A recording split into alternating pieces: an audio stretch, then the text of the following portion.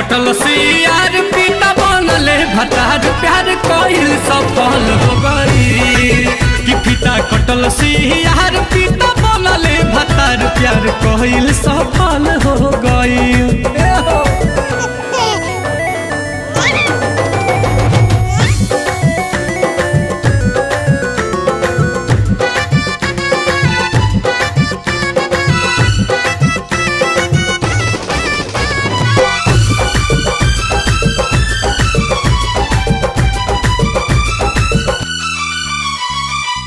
बाजारा बोला के कहल जान राख दूरी हो पियावा खटाई दिन रात एक सूरी हो चूल्हा चौकी संगे ले लगायान कटनी पीटनी के उखियो हरियो में घुमल बा जरूरी हो।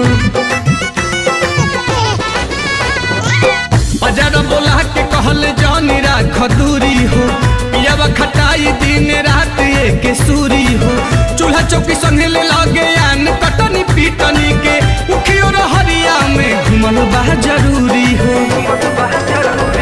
नैहर में सिखबू तो ससुरा में टिकबू ओतने भेटाई माजा जतने परिकबू सच सुर हुआ ना ओकर कहल हो गई हो पिता कटल से यार पिता बनले भतार प्यार कइल सफल हो गई पिता कटल से यार पिता बनले भतार प्यार कइल सफल हो गई।